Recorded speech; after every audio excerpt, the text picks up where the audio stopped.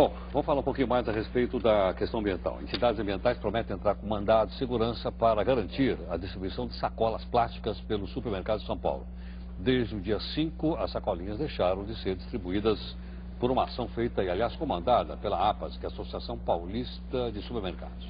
Bom, as entidades argumentam que, de acordo com o Código de Defesa do Consumidor, a distribuição das sacolas é um direito do consumidor e um dever dos supermercadistas.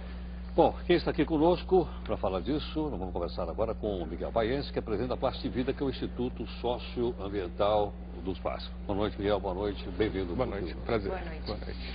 Bom, você sabe que eu mesmo sou um crítico, você sabe disso, né, em relação às sacolinhas, mas a gente quer ouvir o outro lado. Por esse motivo nós convidamos você, né, para que você dissesse então quais são as vantagens, ao invés da gente usar um saco plástico preto que a gente compra no supermercado, de usar as sacolinhas que a gente pega no supermercado, na farmácia, na padaria, etc.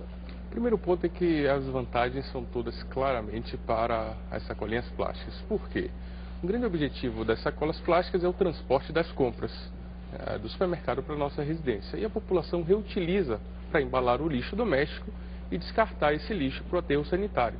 Ao eliminá-las, a população que não tem a possibilidade de comprar os sacos de lixo vai ter que, não tem como descartar esse lixo, e aquela população que pode comprar o saco de lixo, que é feito da mesma matéria-prima das sacolinhas, que a aplicação é a mesma da sacolinha quando eu reutilizo ela, que é colocar o lixo, e o destino é o mesmo que o aterro sanitário, termina não oferecendo qualquer vantagem ambiental à sociedade e ao mesmo ao meio ambiente. Só vantagens econômicas, naturalmente, a quem vende os sacos de lixo e prejuízo a quem terá que comprar o saco de lixo agora por não ter mais acesso às sacolinhas. Miguel, eu estava lendo aqui num site de notícias que diz que não existe uma lei contra a distribuição das sacolinhas plásticas. De fato, não há lei, é um acordo que estava sendo questionado? Não existe lei. Aliás, existem municípios do estado de São Paulo que tentaram fazer leis. Prefeitos de fato sancionaram leis, mas o Tribunal de Justiça do Estado de São Paulo decidiu, em alguns casos até por unanimidade e no mérito, derrubar tais leis. Então, na verdade, o ponto é que é inconstitucional municípios legislarem sobre a distribuição de sacolas plásticas. Essa é uma decisão do Tribunal de Justiça do Estado de São Paulo. Então, de fato, não há lei no Estado que proíba a distribuição de sacolas. Agora, Miguel, você não acha que seria melhor a gente embalar o lixo numa sacola de papel? Porque a sacola plástica, você sabe bem, a gente fecha e aquilo não vai entrar mais em contato com a natureza, senão daqui 20 ou 30 anos. A gente botar num saquinho de papel, o papel vai se dissolver, mesmo no aterro sanitário, e vai se dissolver na natureza. Você não acha que seria melhor? Esse que é o ponto. Na verdade, o uso de embalagens plásticas para condicionar lixo é uma recomendação dos órgãos sanitários. Exatamente porque ele... Quais? Por exemplo, as secretarias de meio ambiente dos municípios, por exemplo, no caso de Bauru, ela estabelece dentro do regulamento sanitário daquele município que você tem que embalar o lixo doméstico em sacos plásticos, especifica tamanhos e tipos, porque ela termina, como ele é impermeável, ele termina isolando o lixo do meio ambiente. Então é uma vantagem que outras embalagens, por exemplo, o papel não oferece.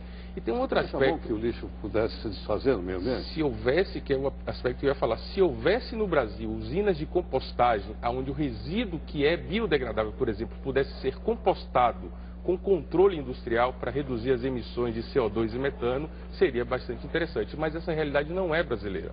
Isso não existe no Brasil. Então, mesmo tendo papel, que é um material biodegradável, ou qualquer outro tipo, um plástico biodegradável, não faria sentido, porque ela vai terminar, inclusive, atrapalhando a cadeia de reciclagem dos plásticos e de outros materiais recicláveis. Bauru, mas a cidade de São Francisco, nos Estados Unidos, proibiu a distribuição de saquinho plástico. Veja, e não é a única do mundo que proibiu. Olha, tem várias que proibiram. Eu conheço a Itália enquanto país que, de fato, proibiu as sacolas. São Francisco também. Realmente não tenho conhecimento, mas o fato é que a gente ouve muitas pessoas falando que diversas cidades proibiram, isso não é fato.